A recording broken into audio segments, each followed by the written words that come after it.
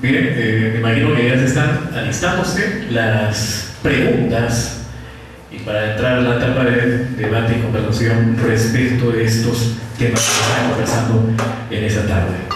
El próximo mes, mientras tanto, siendo una lista, el próximo mes nosotros tenemos la presencia de Atilio, nuestra institución, a hablarnos sobre investigación científica.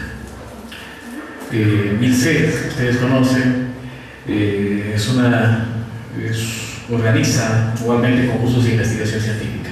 Entonces el próximo mes se hará la invitación a través de los medios virtuales con los cuales hemos estado acostumbrados a hacer. Están invitados desde ya a hablar sobre investigación científica y obviamente orientados hacia la educación básica. Bien, están invitados entonces para esto el próximo mes. Bien, yo voy a puntualizar algunos aspectos respecto a lo que la UGEL está trabajando como propuesta de operativización del PCR. Pero también vamos a referirnos, ¿no es cierto?, a algunos puntos a los cuales también ha referido Walter. Vamos a apreciar, bueno, en esta diapositiva, que es una diapositiva oficial del Ministerio. O sea, esta es la mirada del Ministerio respecto a cómo está el contexto curricular nacional. Imagínense, por un lado, el proyecto educativo nacional, el diseño curricular nacional, que el propio Ministerio reconoce que no tiene legitimación social y tiene problemas de densidad y gradualidad.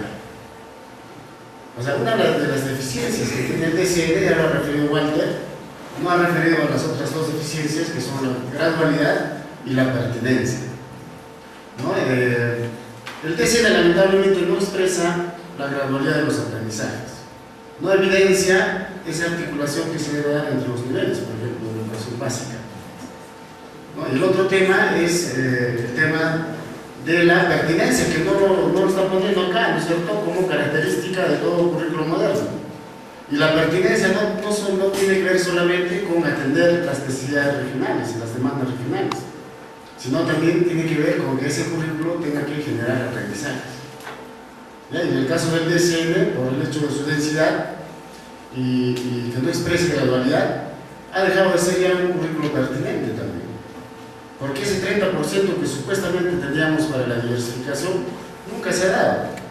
Y los maestros lamentablemente nos hemos encargado de no hacer procesos efectivos de diversificación, aunque sea en ese 30%, y hemos convertido el DCN en un currículo mucho más cerrado. Aquí el tema es, deja de ser pertinente también porque primero no atiende, ¿no es cierto?, las necesidades, las demandas del contexto regional, y además no sirve para generar aprendizajes. ¿Cuánto del currículo prescrito se ha logrado implementar en el aula, ¿no? La brecha entre currículo prescrito y currículo implementado? ¿Cuánto hemos logrado desarrollar? Si se necesitaron 2 años y medio para desarrollar todos los conocimientos y capacidades del PC. ¿Cuánto de manera efectiva hemos desarrollado en el aula? ¿Cuánto currículo hemos implementado? Hay una tremenda brecha. Y la brecha más grande es entre este currículo prescrito y el currículo aprendido. O sea, ¿cuánto de lo que tú has logrado desarrollar de manera efectiva el estudiante ha aprendido? ¿No? Entonces, el currículo aprendido y el currículo prescrito, entonces hay una gran brecha que es difícil de cerrar a partir de la aplicación del DCN. Luego tenemos los mapas de progreso, y fíjense que ya el Ministerio considera dentro de este panorama del contexto curricular a los currículos regionales, ¿no? Y ahí está la fotito incluso del PCR, ya lo ha manifestado Walter. Se trata de una política nacional. Ha explicado el respaldo normativo, porque al final el TEN es una norma, ¿no? Ha sido aprobado por decreto supremo.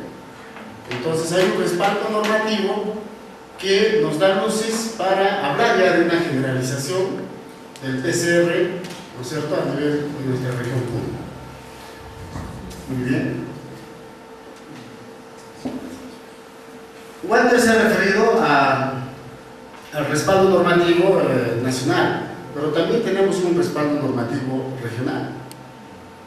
Y aquí, a partir de, digamos, de esta presentación, vamos a deslindar dos cuestiones. Vamos a deslindar con aquellos que manifiestan que el PCR es un atraso, o sea, que la cultura es un factor de atraso, ¿no es cierto? Y ellos, ¿no es cierto?, toda la vida están lanzando piedras en contra del PCR, ¿no es cierto?, afirmando de que es un factor de atraso. Fíjense que el PER, que es el 2016, establece en el Objetivo Estratégico 4 generar un currículo regional pertinente y relevante al contexto local y al contexto global. O sea, no es posible que un currículo se cierre, ¿no es cierto?, en sus áreas locales, ¿no? Eso sería un reduccionismo localista. O sea, el currículo no puede estar al margen y la educación regional no puede estar al margen del avance de la ciencia y de la tecnología, ¿no es cierto?, al margen de los aportes importantes de otras culturas. De lo que se trata es que a partir de la afirmación cultural nosotros podamos apropiarnos de sus aportes e incorporarlos a nuestra cultura para generar nuestro propio desarrollo. Y en ese sentido, el currículo también debe ser pertinente y relevante al contexto global. Pero tampoco podemos irnos al otro extremo, ¿no es cierto?, de recibir todo creyendo que todo lo que viene de afuera es bueno para nuestro desarrollo. Y esa posición que afirma de que el currículo regional es un factor de atraso, simplemente se está yendo al otro extremo, es decir, a una posición de reduccionismo colonizante. Entonces, creo que a partir de esta política está claro que el PCR no constituye ni debe constituir un factor de atraso. Lamentablemente, se han tergiversado, ¿no es cierto?, las esencialidades del PCR.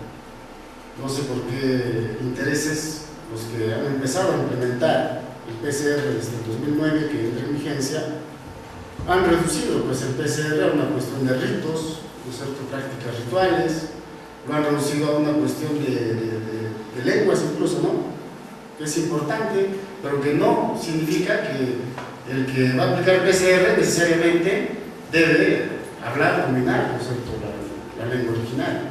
Es decir, los castellano hablantes, que son muchos, no tendrían derecho a aplicar el PCR, no lo podrían aplicar en su dimensión, ¿no? Entonces se ha llegado a un punto de folclorizar el PCR, y eso lamentablemente ha causado rechazo en los maestros en su aplicación.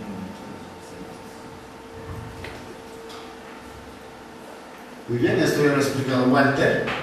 Me parece que los estándares, al margen de que, ¿no es cierto?, sirvan para, de alguna forma, ver, alcanzar los aprendizajes que se alcanzan a nivel nacional e internacional, también deberían convertirse en un instrumento en el aula. Es decir, que el maestro vea los estándares, pero también ¿para qué? Para ver cómo están los estudiantes, ¿no es cierto?, avanzando en el logro de sus aprendizajes, ¿no? Me parece que a nivel instrumental es importante ver, no perder de vista los estándares. Ahora, el tema de la articulación, felizmente hemos sido parte del equipo técnico regional que ha trabajado y está trabajando ahora con el Ministerio el tema de la articulación. Al Ministerio no le conviene deshacerse de este PCR. Lo que le conviene más bien es trabajar una metodología de articulación, porque más adelante seguramente se van a venir currículos regionales que no necesariamente estén concebidos bajo un enfoque por competencias, ¿no? Tal vez por ahí aparezcan currículos también bajo el modelo sociocrítico, y entonces el Ministerio va a tener una metodología ya, ¿no es cierto?, validada para abordar la articulación con estos currículos regionales, ¿no? Tal vez aparezcan más currículos regionales por saberes. Y entonces, por eso que se ha dado una apertura de parte del Ministerio para trabajar el tema de la articulación. El problema es que de las discusiones que se han tenido con el equipo especialista del Ministerio, es que a nivel de enfoque pedagógico no hay punto de encuentro, ¿no? Son dos finalidades diferentes y hasta irreconciliables. ¿No es cierto? ¿Por qué? Porque el PCR está concebido bajo un enfoque histórico crítico. Y la finalidad del enfoque histórico crítico es formar a las personas para su propio cambio, para el cambio de la sociedad y el cambio de la naturaleza. Pero ¿cuál sería la finalidad, no es cierto, de un enfoque que asume el DSM, por ejemplo, que es un enfoque sociocognitivo, humanista, y ahora, no es cierto, mezclado con un enfoque eficientista sistémico, que es por estándares, y que asume un modelo por competencias? Finalmente es formar personas para que sepan actuar en un contexto determinado y se amolden en ese contexto, ¿no? Entonces, las finalidades, hasta este punto, a nivel de enfoques pedagógicos, no hemos encontrado un punto de encuentro, porque son dos finalidades muy diferentes. A nivel de modelo curricular, nosotros asumimos el modelo sociocrítico procesual, ¿no? Y el sistema curricular está asumiendo un modelo por competencias y capacidades. Entonces, a este nivel de modelo curricular tampoco hemos encontrado, ¿no es cierto?, algunos puntos que nos permitan hablar de una articulación a nivel de modelo curricular. Entonces, lo que se ha establecido finalmente, por el momento, porque todavía la mesa de trabajo está abierta, es que sí podemos establecer una metodología de articulación a nivel operativo. A nivel operativo. Es decir, el nivel operativo del sistema ahora está marcado por las rutas del aprendizaje. Y el nivel operativo de nuestro currículo está marcado por las evaluaciones anuales y las sesiones de interaprendizaje. Entonces, lo que hemos quedado, y eso está en actas, ¿no es cierto?, firmado por el Ministerio, es que las rutas del aprendizaje son elementos dinamizadores de las sesiones de interaprendizaje y convivencia. O sea, no podemos, tampoco el Ministerio esté de acuerdo en generar híbridos, ¿no?, en generar monstruitos pedagógicos. Y entonces, lo que hemos hecho es plantear lo siguiente: apropiarnos de las metodologías que están muy bien diseñadas, ¿no es cierto?, en algunos casos en las rutas del aprendizaje, y a nivel de estrategias metodológicas incorporarlas en nuestras sesiones de interaprendizaje. O sea, no hemos quedado en jalar, digamos, competencias a las sesiones, en jalar capacidades y mezclarlas con los saberes, que tienen otra lógica de construcción. Entonces hemos evitado generar híbridos, porque eso sí conllevaría la confusión a los docentes, ¿no?, a los docentes a nivel de aula. Entonces, esa es la única metodología que hemos encontrado por el momento para articular. Ahora, hay necesidad de articular, por ejemplo, los saberes aprendidos a los aprendizajes fundamentales y a los estándares, sí. Pero los estándares y los aprendizajes fundamentales se convierten, en este caso, en orientadores. O sea, no podemos perder de vista tampoco nosotros, a partir de la aplicación del PCR, lograr esos aprendizajes fundamentales, ¿no es cierto?, que están en el marco curricular y que son la columna vertebral del marco curricular nacional. Entonces, esos serían los niveles, los avances que se han hecho en el Ministerio, ¿no?, entre los equipos técnicos. Y bueno, pero ¿cómo se da esta apertura? Lo cierto es que el PCR, desde su origen, como lo ha manifestado Walter, está concebido también, ¿no es cierto?, bajo, de alguna forma, el predominio en cuanto a los contenidos del TCM. Más o menos hablamos un 70% o 60% de saberes extraídos del TCM. Eso por un lado. Por el otro lado, a nivel de enfoques de área, el Ministerio también está manejando, ¿no es cierto?, los mismos enfoques, solo que nosotros le damos énfasis en el aspecto del desarrollo de la criticidad. Por ejemplo, en comunicación, el enfoque es el comunicativo textual, ¿no? Y el Ministerio también asume el enfoque comunicativo textual, así como asume el PCR. La diferencia es que nosotros enfatizamos más en el manejo de la literacia crítica, ¿no?, que ahora lo ha desarrollado ya Casani, y entonces enfatizamos en eso, ¿no?, en la comprensión crítica. Ahora el Ministerio también está asumiendo la comprensión crítica como competencia, comprende críticamente, ¿no es cierto?, en comunicación. también lo toma Casaña, pero me parece que lo está tomando muy sesgadamente, ¿no? Está hablando de literacidad como práctica social del lenguaje y no está hablando de literacidad crítica, es decir, de gestión de ideologías, gestión de pensamiento, al momento de leer o escribir un texto. Entonces nosotros sí le ponemos ese énfasis. En el área de matemática, por ejemplo, el enfoque de resolución de problemas, que es el área, ¿no es cierto?, general que es el enfoque de área de matemática, también se asume en el PCR, ¿no? Ahora último hemos estado revisando la ruta de ciencia. Y uno de los enfoques en ciencia es la indagación científica. Y un elemento fuerte en este enfoque es el tema de la problematización. Y la problematización nosotros lo asumimos como metodología en el PCR. Fíjense que nosotros incluso nos hemos adelantado al ministerio, ¿no?, en estos aspectos. Entonces, a nivel de enfoques de área, que es ya operativo, también hay coincidencias. O sea, nosotros no estamos lejos de lo que se plantea en el sistema curricular. No estamos lejos de lo que se plantea en las rutas, ¿no? A nivel de aprendizajes fundamentales, no tengo aquí la diapositiva. Vamos a buscar. Hay serias coincidencias, no hay serias discrepancias, hay coincidencias.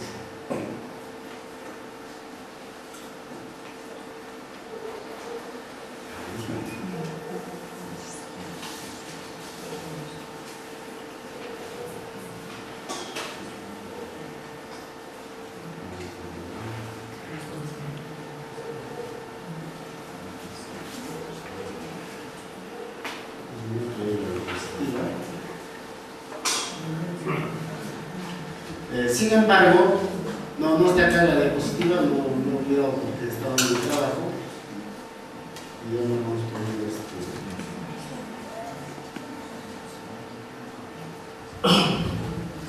Los aprendizajes fundamentales están íntimamente relacionados con las áreas de saber fundamental del PCR.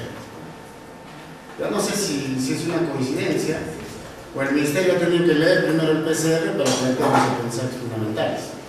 Si analizamos cada uno de los descriptores de estas macrocompetencias, porque hasta el año pasado el ministerio tenía esa idea que ha manifestado Walter, ¿no?, que los aprendizajes fundamentales deberían constituir áreas del currículo y que cada región debería estructurar sus áreas de su currículo regional mirando cada uno de estos aprendizajes fundamentales.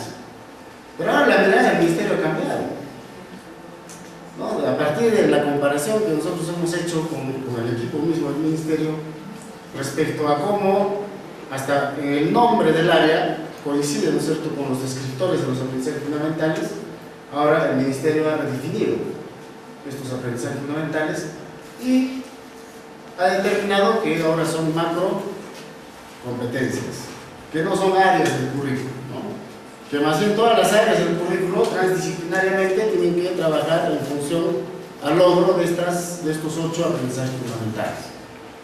En el tema de comunicación, ¿no es cierto?, el ministerio nos plantea que el estudiante debe comunicarse en su lengua originaria, en castellano y una lengua extranjera más, ¿no?, siempre que sea posible.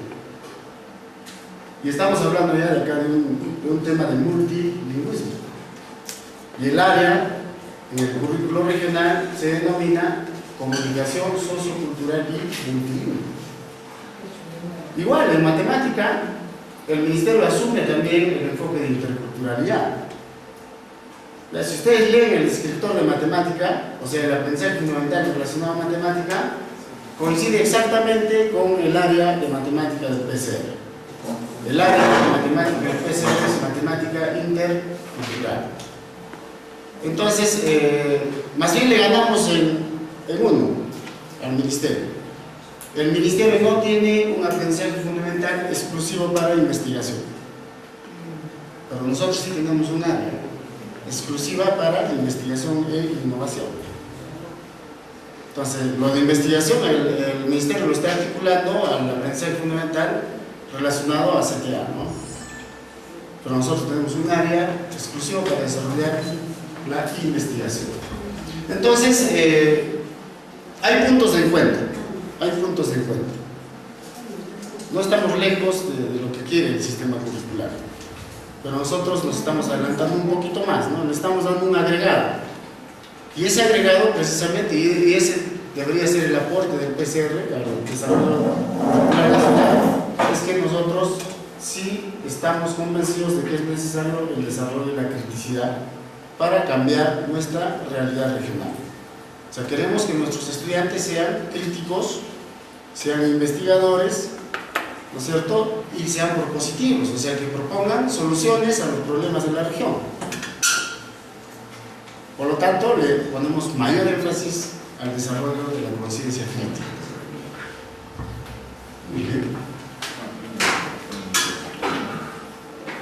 El otro tema era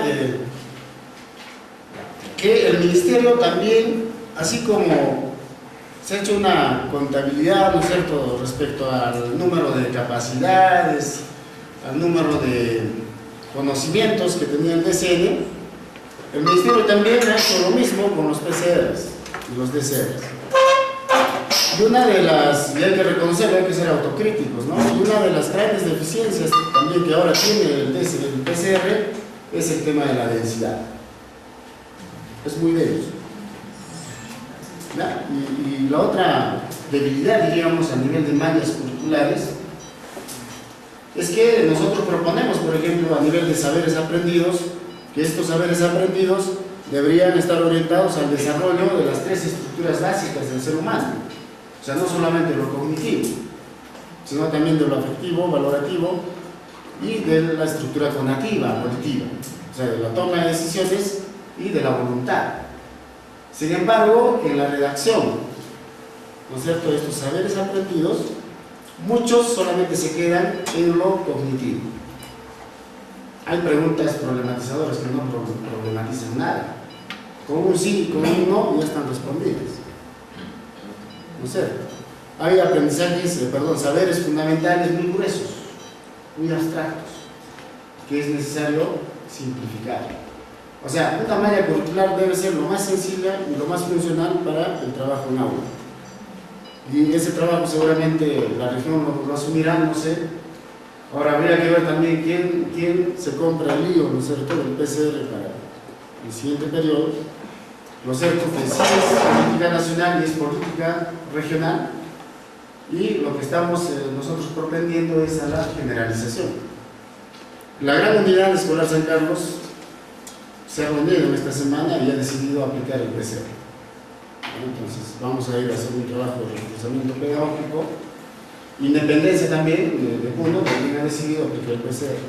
El año pasado hemos focalizado más o menos en secundaria un 35% de colegios, en primaria el 60%, y en inicial hemos batido el récord. El 80% de inscripciones iniciales el año pasado se han focalizado en el PCR. Entonces nosotros sí creemos en la generalización, ¿no?, del currículo regional. Más aún si hay un respaldo normativo nacional y un respaldo normativo a nivel de la región. Pero habría que analizar las dos condiciones, ¿no? La primera condición, que tiene que ver con las condiciones objetivas, es un pretexto para no aplicar. Que no tenemos infraestructura, que no tenemos equipamiento, no tenemos libros al PCR, ¿no es cierto? Pero ya tenemos normas. Esas son condiciones objetivas. Pero me parece lo que va a determinar en la generalización son las condiciones subjetivas. Es decir, que el maestro, a pesar de que las condiciones objetivas no se dan como debería ser, el maestro se apropie e internalice el PCR, ¿no es cierto?, y lo asuma de manera libre, consciente y voluntaria, sin ningún tipo de imposición normativa, porque si no estaríamos yendo en contra misma de la propuesta,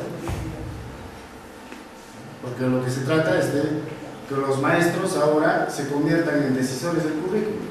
O sea, en un marco, en un modelo procesual, el maestro ya no es un simple repetidor de recetas curriculares, es el decisor del currículo del aula. Y por lo tanto, debe ser también crítico con el currículo y debe tener la capacidad de desarrollar pensamiento curricular. O sea, ser crítico con su práctica pedagógica diaria y tener la capacidad y la voluntad de cambiar viejas prácticas que no dan resultados en cuanto a logros de aprendizaje. Y debe ser capaz también de escoger pertinentemente los contenidos a los que se ha referido Walter, ¿no? Sin necesidad de que el ministerio te diga, mira, estos son los contenidos que tú debes desarrollar. Muy bien, entonces el derrotero, ahora estamos en una fase de consolidación. 2013-2014 estamos trabajando en un proceso de consolidación en la aplicación del PCR. El 2015 se está proponiendo generalizar, pero ¿quién se compra el pleito?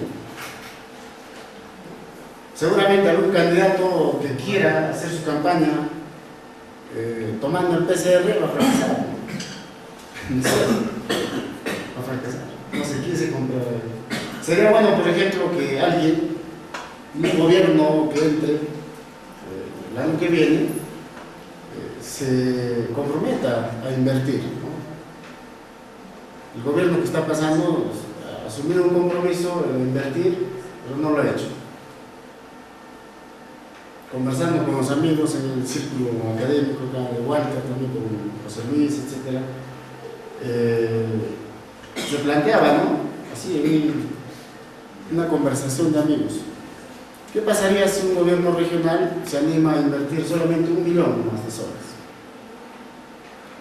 para promover, ¿no es cierto?, que las fuentes del PCR vengan a Puno y nos puedan explicar? Por ejemplo, Edgar Morin, que es el que trabaja el pensamiento complejo, es una de las fuentes del PCR. A muchos de los maestros les gustaría que Morin venga, ¿no es cierto?, traído por el gobierno regional, pagado por el gobierno regional, y nos explique en qué consiste el pensamiento complejo y cómo esta teoría, ¿no es cierto?, le da luces al PCR.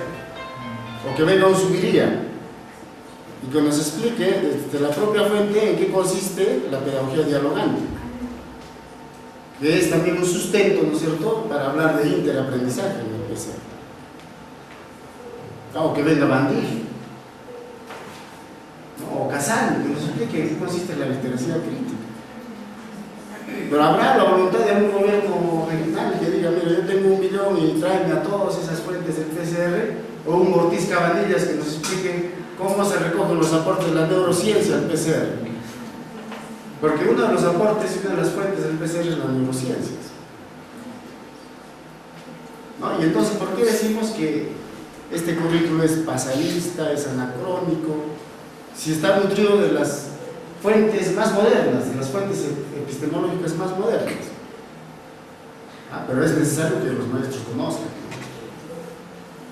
A mí me gustaría que algún gobierno regional, algún candidato diga, si yo voy a apostar 1 milloncito para traer a todas las fuentes del PCR. Y entonces el maestro asumiría, ¿no?, con conocimiento de causa, la aplicación del PCR, sabiendo qué cosa quiere lograr, qué propósito tiene. Entonces, estamos en ese camino. La pregunta es, ¿quién se compra el pleito? La propuesta de operativización, bueno, ya no lo vamos a explicar porque ya no alcanza el tiempo, pero estos son los niveles de concreción, ¿no es cierto?, curricular regional. Tenemos el PCR, partimos de un diagnóstico, porque es necesario conocer sobre qué realidad vas a aplicar el punto. La programación anual y de frente a las sesiones de interaprendizaje. Ya lo tenemos unidades, de frente a las sesiones. Porque no tiene sentido, si la programación anual está mensualizada, no tendría ningún sentido de trabajar unidades. Por eso es que nos saltamos de frente a las sesiones de interaprendizaje. ¿Listo? Estos son otros aspectos. el tema de la problematización lo asumimos como metodología en el PCR. La idea también es ir formando a los estudiantes en la investigación y la indagación, ¿no? Entonces la problematización parte de un supuesto, y el supuesto es que toda realidad se puede transformar. No hay conocimiento absoluto. El conocimiento está en permanente cambio y transformación. Y la finalidad es que los estudiantes aprendan a problematizar, pero también utilicen la problematización como metodología de aprendizaje. ¿Y en qué consiste problematizar? Entonces, si no, organizar estos elementos, pues sistemáticamente, ¿no? Determinar cuál es la situación real, la situación deseable y la discrepancia. Y entonces, si yo logro organizar estos elementos, lo que estoy haciendo es problematizar una realidad, problematizar un conocimiento o un fenómeno. Entonces, la finalidad, el objeto de que el estudiante pueda manejar la problematización es también que finalmente pueda problematizar su realidad y pueda, a partir de lo que ha aprendido, plantear soluciones a los problemas de su realidad y transformar esa realidad, ¿no? Bueno, como metodología. Y en base a eso también funciona la malla curricular, ¿no? Y la propuesta, bueno, esto es la estructura que se habrá aprendido, ¿no? Desde las neurociencias. Una estructura cognitiva que tiene que ver con el pensar, la estructura afectivo-valorativa y la estructura cognitiva o cognitiva. Pero ¿a qué viene esto? ¿Por qué tiene que ver con el currículo por saberes? Es que este aporte, ¿no es cierto?, teórico, encaja con nuestras formas de pensar y de actuar en el mundo andino. Encaja sobre todo con nuestras normas de racionalidad. Por ejemplo, la estructura cognitiva está muy relacionada a la Yin-Yacha, que es una norma de racionalidad andina. El querer, o sea, la estructura afectivo-valorativa está muy relacionada estrechamente con el Ayin-Muna, ¿no es cierto? La estructura conativa, volitiva, está muy relacionada con el hacer, ¿no? Con el hacer bien, con el Ayin-Ruda. Y entonces, la idea es que nosotros estamos proponiendo desarrollar estas tres estructuras en los estudiantes para que finalmente se logre el buen vivir, el Ayin causa. Y entonces, en base a esto, en base a este planteamiento, es que también se determinan los ámbitos de evaluación en el PCR. Y es por eso, y es una de las razones por qué es que se asume un currículo por saberes.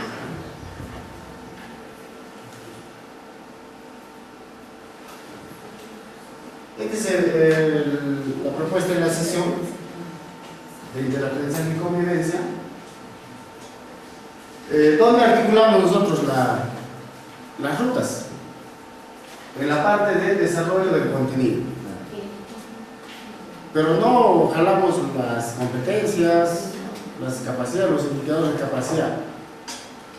Lo que nosotros hacemos es, como propuesta de articulación, es apropiarnos de las estrategias metodológicas de las rutas y trabajarlo a nivel de estrategias en la parte de desarrollo del contenido. Esa es la metodología de articulación que se ha establecido por el Ministerio, no hay otra. Entonces, la articulación de los otros niveles se va a ir trabajando, ¿no? Desde que, por ejemplo, los saberes aprendidos tengan que orientarse a los estándares. Eso es un trabajo técnico que se tiene que hacer. ¿Ya? Entonces, a otros niveles no podemos hablar de una articulación. Los mapas de progreso son orientadores del trabajo, no podemos perderlos de vista. Muy bien, la estructura de la sesión nos ha dicho que tiene muchos títulos y subtítulos. Y entonces no hay que verlo como un esquema, sino lo que tenemos que comprender son los procesos que se implican en la sesión de interaprendizaje. ¿Qué procesos implican, no? A partir de la teoría de la construcción del saber. Y solamente son 3 los procesos que se implican en una sesión: la subjetivación del saber, la objetivación del saber y la recreación. Y eso tiene que explicarse, ¿no es cierto?, en qué consiste, qué es un saber objetivo, qué es un saber subjetivo, qué es un saber objetivado y qué es un saber recreado. Y en términos sencillos, ya para culminar, hablamos de saber objetivo, ¿no es cierto?, que es aquel saber que no está dentro de una persona, que está fuera de uno. Y lo podemos encontrar ¿en dónde? En los libros, en el internet, lo podemos encontrar en la tradición oral, lo podemos encontrar en el maestro, ¿no es cierto?, en los textos. Es aquel saber que ya está dado y que es necesario que el estudiante logre internalizar. Y si el estudiante logra, a través de la educación intencionada, internalizar ese saber objetivo que está afuera, entonces lo que hace es convertir ese saber objetivo en un saber subjetivo, proceso de subjetivación. Pero ¿de qué nos sirve el saber, el conocimiento, la experiencia si está solamente a nivel subjetivo? O sea, para decir que yo sé mucho, ¿no es cierto?, no sirve de nada si está acá nomás en lo subjetivo. Entonces es necesario que ese saber que ya está como subjetivo se pueda verificar, objetivizar, es decir, debe ponerse en práctica social. Y ese proceso se denomina objetivación del saber. Ojo, que no es simple aplicación, es práctica social en el aula, práctica social en el seno familiar, práctica social en el seno comunal, en el entorno comunal, ¿no? Práctica social del saber, del conocimiento. Objetivación. Pero si a ese saber, que a partir de esa práctica social usted le puede agregar algo, ¿no?, el estudiante puede agregarle algo nuevo, puede identificar problemas a través de lo que ha aprendido, puede plantear soluciones y asumir compromisos, entonces lo que estamos haciendo es un proceso de recreación. Entonces, por eso planteamos a nivel de las sesiones esos 3 procesos: subjetivación, objetivación y recreación. Ahora, algunos dicen, no, pues si mira su esquema, es casi lo mismo que un esquema en el DCM. Los procesos pedagógicos y cognitivos implicados en una sesión en el DCM son otros. Y no son iguales. Nosotros partimos en la subjetivación de un saber previo estructurado. O sea, es necesario que el estudiante tenga un acercamiento previo a lo que va a aprender. O sea, que no venga, ¿no es cierto?, así nomás y el profesor lo empiece a explorar sus saberes previos espontáneamente. ¿Cuál es el objeto de estructurar el saber previo?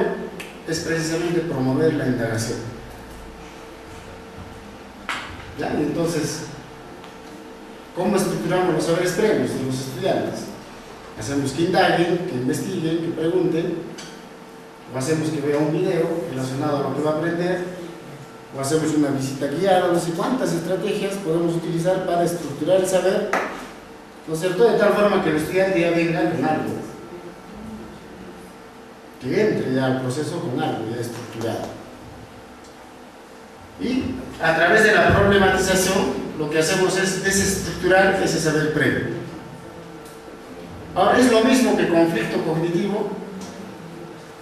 Claro, conflictuamos, ¿no es cierto?, a través de la problematización. Pero si nosotros asumimos el conflicto cognitivo, lo que hacemos es reducirnos solamente a las estructuras cognitivas. Pero cuando conflictuamos a través de la problematización, movilizamos no solamente lo cognitivo, movilizamos las otras 2 estructuras más. Entonces no es igual, pero no, problematización con conflicto cognitivo. Movilizas todo el pensamiento cuando problematizas una realidad o un conocimiento, no solamente lo cognitivo. Entonces nos vamos más allá. Y además que estamos promoviendo, ¿no es cierto?, ya nos estamos preparando para la investigación. problematizamos y luego recién entramos a desarrollar los contenidos del saber fundamental. Y ahí podemos aplicar una serie de estrategias, las que tú sabes y las que también pueden estar en las rutas, ¿no es cierto? En comunicación ya tenemos las 3 rutas para los 3 dominios, ¿no? Tenemos para lectura, el otro que es escritura y comunicación oral.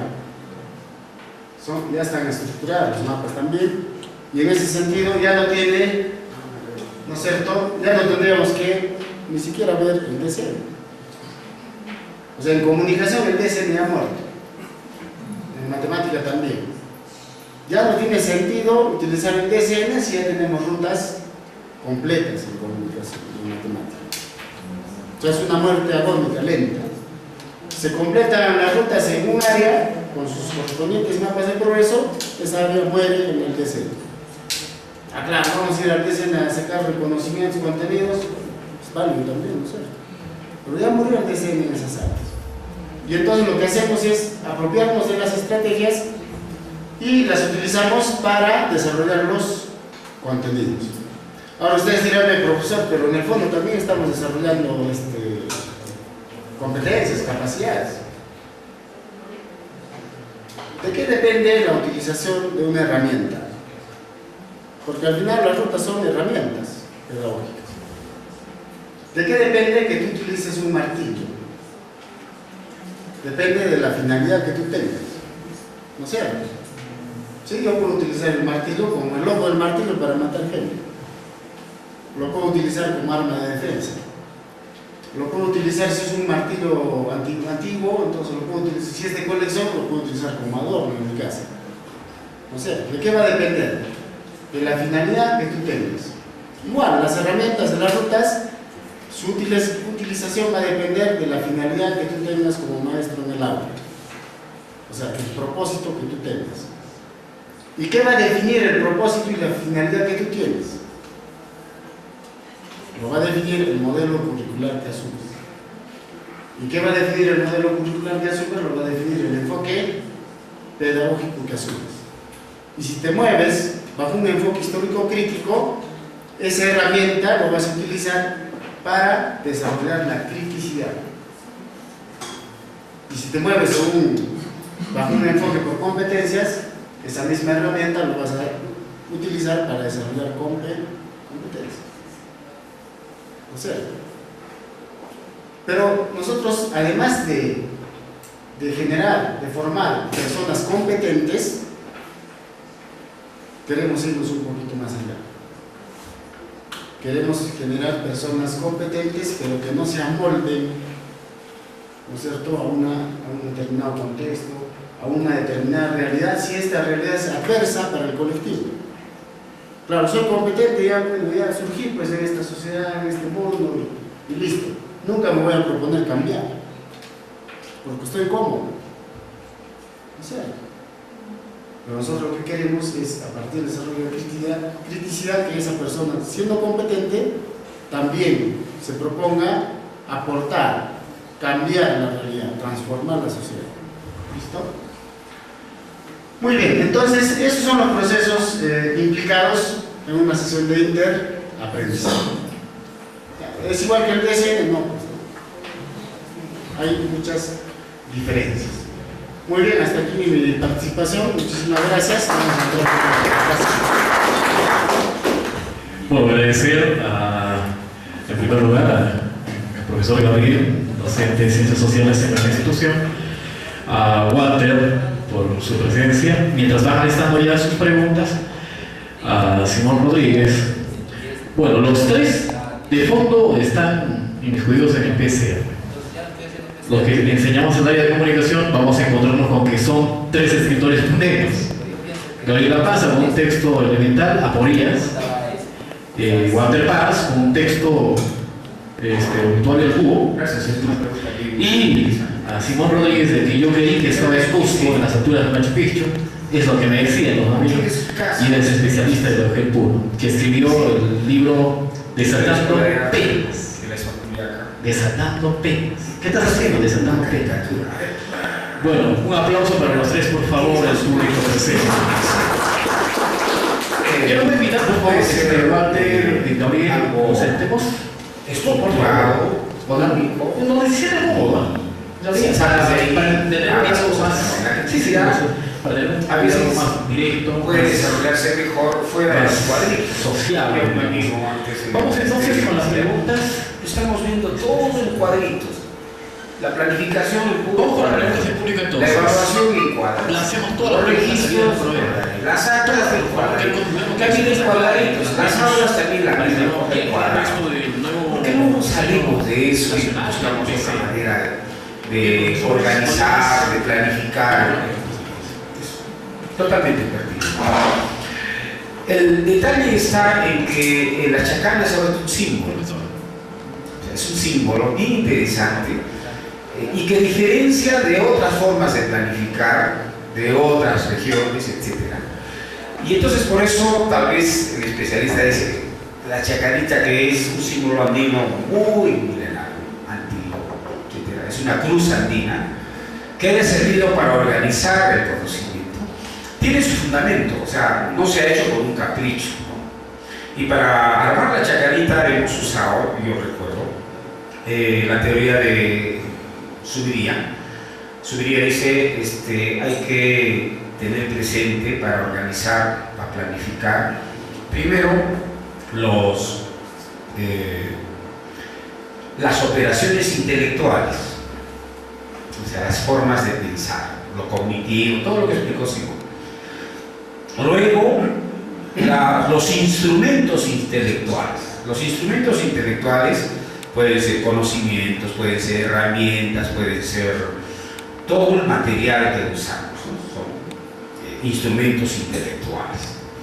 Juntados y utilizados, vamos a generar nuevos conocimientos, nuevas ideas, algo que cuando armamos la malla también tiene su fundamento, se llama el saber objetivado, ¿cierto? Entonces, yo creo que la gente cuida un poco eso como un símbolo de propuesta de PCR. Pero la criticidad no siempre funciona en el símbolo, ¿no? Funciona de cualquier manera. Si ustedes no usan ningún cuadradito y en el cuaderno apuntan para un lado, para otro lado, etcétera, o hacen un mapa conceptual, una V, no sé, tantas maneras de poder planificar, todas son interesantes. El único detalle está que la chacana es un símbolo. O sea, al ministerio le ha parecido bien original la chacanita. Dice, hasta en eso han acertado, dice la gente del ministerio. Entonces, más o menos es por eso que algunos se cierran en la chacana, ¿no? Pero es una apuesta importante trabajar fuera de los cuadraditos, otras maneras de pensar. Y si vemos que el aula es otro cuadrado, hoy en día las mejores formas de hacer educación y los mejores aprendizajes no ocurren en el aula. Eso ya está demostrado. Estuve en la China, tuve suerte de estar hace poco. Tú ves a los estudiantes salir del colegio todos cochinos, sucios. O sea, con sus mandiles y otros como mamelucos, pero totalmente ensuciados. Tú dices, han trabajado, han manipulado, han estado en un taller, no han estado en el aula, ¿no? O del laboratorio, han salido del laboratorio. Eso me gustaría que los gestores de este colegio, así como hacen aulas también, ya empiecen a construir laboratorios y talleres. Una cosa brillante, ¿no? Y entonces el estudiante chino, el niño chino, ¿qué hace hoy en día? Aprende más en el laboratorio, en el taller, en la naturaleza, pero al aula, ¿a qué entra al aula? Solamente entra a sistematizar, a sacar conclusiones, a llenar en el cuaderno todo lo que ha vivido con experiencia, y entonces ellos aprenden haciendo, ¿no? Entonces, si nosotros vemos esa perspectiva, ya los aprendizajes de calidad y los más importantes no están ocurriendo en los salones. Cuando yo veo salir a las chicas de Santa Elena, o veo salir del San Román, ¿no? Van pues con uniforme público, los profesores, los auxiliares les piden que sigan limpios, pareciera que fuera un desfile de modas. Lo único que está cansado cuando el estudiante sale es la mano de acopiado alto, pero el resto No hay mamelucos, no hay mandiles, no hay nada. Entonces quiere decir que nuestra educación sigue orientada al libro, al texto, etcétera, etcétera.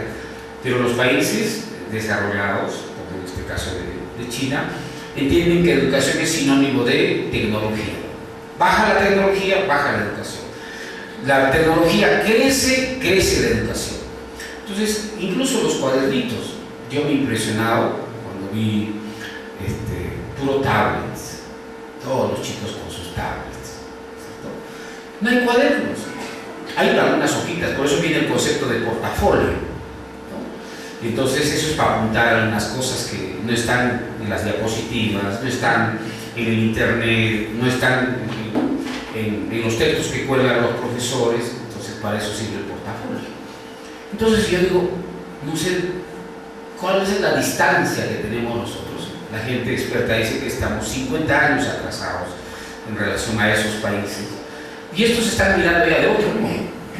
Entonces yo creo que el PCR tenía la idea de conectar todo esto con la producción, ¿no? Y si no conectamos con la producción, el PCR va a seguir siendo una continuación del marco curricular, todo libresco, etc. De todas maneras, entonces a mí me preocupa lo que Simón ha señalado. ¿Quién se va a comprar el pleito en la siguiente gestión del gobierno regional? ¿No? ¿Por qué no queremos PCRs para cumplir? Yo, mi madre de Dios, veo PCR si tenemos, acá está, allá lo tienen para cumplir, ¿no? ICA, acá está el PCR, o sea, tienen PCR, pero es para cumplir. Pero nosotros no tenemos que hacer para cumplir, sino para revolucionar la educación. Yo creo que esa es la finalidad del PCR. Así que la criticidad se puede hacer de 1000 maneras, tal vez planificando en un círculo, no sé, en un triángulo, etc.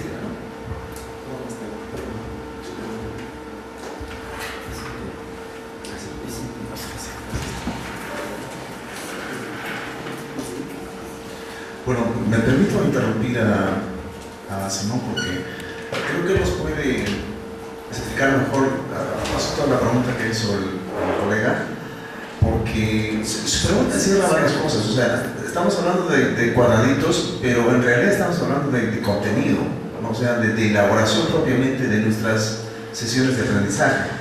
El caso es que los profesores nos encontramos con directores que a veces son drásticos, ¿no? Para mí quiero que me traigas tu sesión en forma de chicana, y el otro director te dice tráelo de esta forma, ¿no?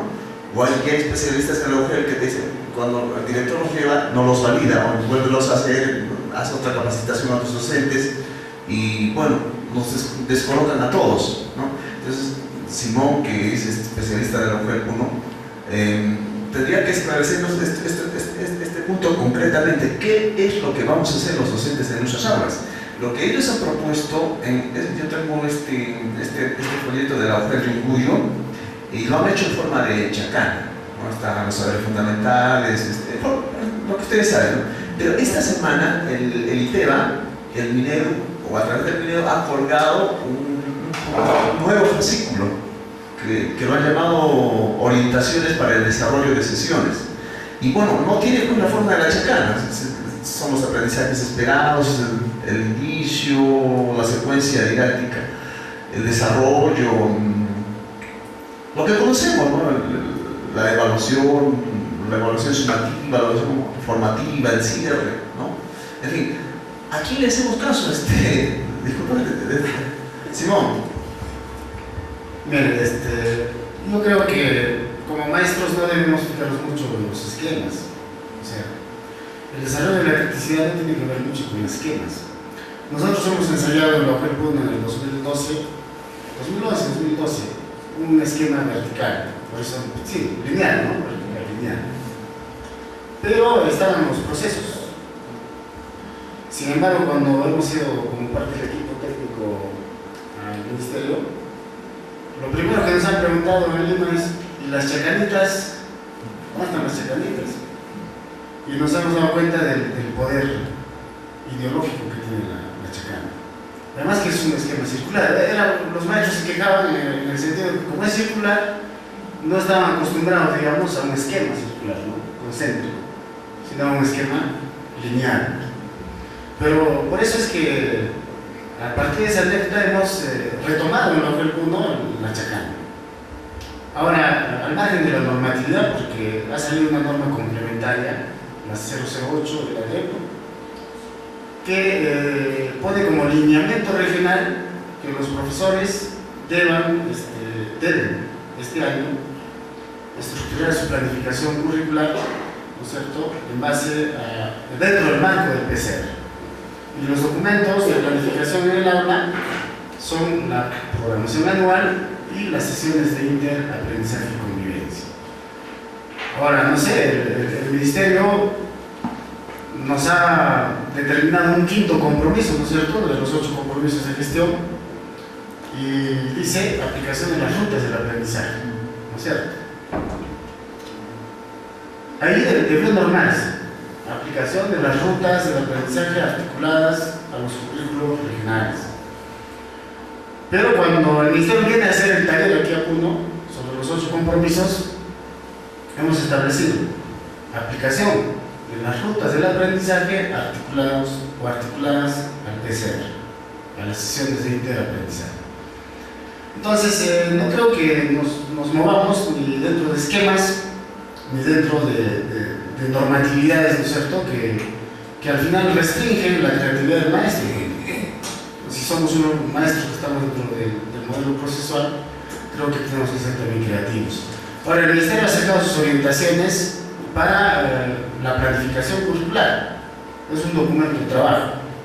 Ahora, el Ministerio hasta el año pasado no ha dado esquemas para la planificación. No sé ahora por qué están saliendo una serie de esquemas, ¿no es cierto?, en la web, incluso desorientando a los maestros. Hay esquemas en los cuales se copia todos los estándares, se copian las competencias, se copian las capacidades y los indicadores, amoldándolo al antiguo esquema de la programación anual. Creo que eso no es un trabajo reflexivo desde el punto de vista de la programación. La programación anual debe ser un trabajo reflexivo, crítico. Nosotros somos decisores del currículum. Ahora, los procesos pedagógicos que está planteando el Ministerio en ese documento son 6 procesos que deben evidenciarse a nivel de toda la planificación curricular. Uno de los procesos, el primer proceso, es la problematización. O sea, el Ministerio ya está asumiendo la problematización como proceso pedagógico. Nosotros nos hemos adelantado, ¿cuánto tiempo? Desde el 2000, ¿cuándo se construyó el currículo regional? Nos hemos adelantado años luces al Ministerio. Ahora, recién el Ministerio dice, primer proceso pedagógico, la problematización. El segundo proceso es el propósito y la organización. O sea, el estudiante tiene que estar claro cuáles son los propósitos, qué cosa va a lograr en la sesión, ¿ya? Y cómo es que el docente organiza el aula, organiza los materiales, etcétera, etcétera. Propósito y organización. Ese es el segundo proceso pedagógico que está planteando el Ministerio. El tercer proceso pedagógico recién es la motivación e interés. Luego vienen los saberes previos y como novedad está incorporando un proceso que lo denomina gestión y monitoreo del desarrollo de la competencia. Y finalmente la evaluación. Esos son los procesos pedagógicos que ahora está manejando el Ministerio y que deben evidenciarse obviamente a nivel de las unidades y de las sesiones, fundamentalmente a nivel de las sesiones de aprendizaje. Entonces hay coincidencias. Señor, ¿por qué usted no está trabajando la problematización? No, acá está en Michoacán, está la problematización. Estoy gestionando el desarrollo de los saberes, sí, está también gestión y monitoreo del desarrollo, o sea, sin ánimos de hacer equivalencias, comparaciones. Entonces creo que no debemos mover mucho en los esquemas, sino es entender los procesos que se implican, tanto en el marco del PCR como en el marco